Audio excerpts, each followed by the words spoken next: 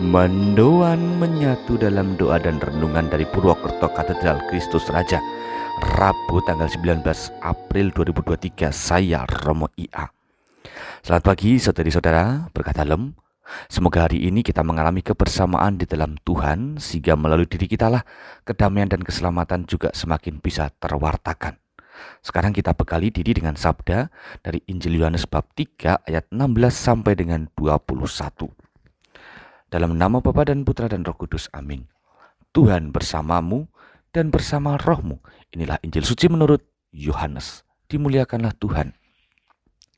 Dalam percakapannya dengan Nikodemus, Yesus berkata, "Begitu besar kasih Allah akan dunia ini, sehingga ia telah mengaruniakan anaknya yang tunggal, supaya setiap orang yang percaya kepadanya tidak binasa, melainkan beroleh hidup yang kekal.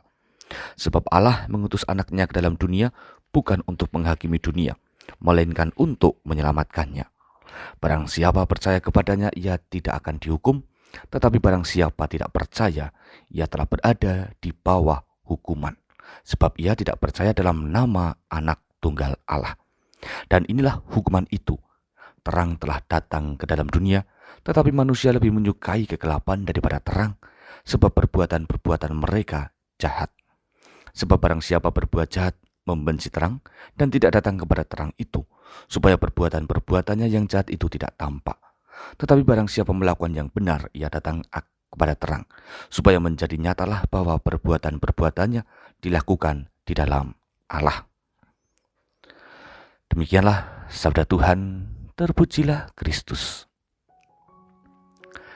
Saudari-saudara, mungkin terkadang kita bertanya, seberapa besar kasih Allah pada kita masing-masing, terutama ketika kita mengalami cobaan hidup yang seringnya membuat kita putus asa, lemah, dan mengalami kegelapan. Di situ kita merasa bahwa segala upaya sia-sia, sebab kita terasa sedang di dalam kehancuran. Saya sendiri pernah berefleksi begini, jika dengan cara menghancurkan hidup ini membuatku ingat berdoa, maka hal itu ternyata menyadarkanku bahwa hanya Tuhanlah yang tidak akan membuatku putus asa. Artinya, ketika kita menyadari betapa berat hidup, kita harus ingat bahwa Tuhan masih bisa diandalkan. Tuhan amat sayang pada kita, kasih-Nya jelas tidak akan berkesudahan.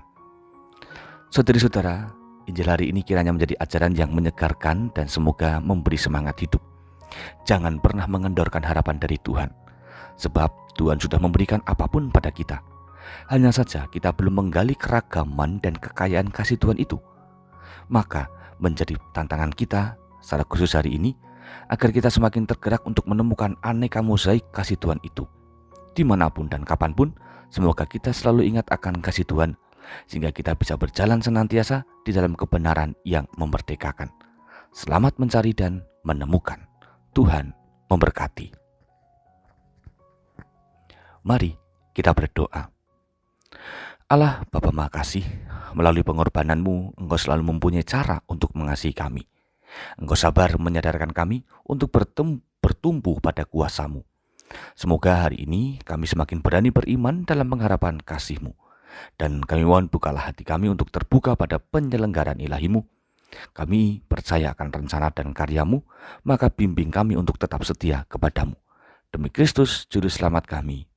Amin. Tuhan bersamamu dan bersama rohmu. Kita semua, keluarga kita, dan segala perjalanan kita hari ini senantiasa dalam berkat Allah Maha Kuasa, Bapa, Putra, dan Roh Kudus. Amin. Saudari-saudara, selamat beraktivitas. Tuhan berkati. Salam mendoan.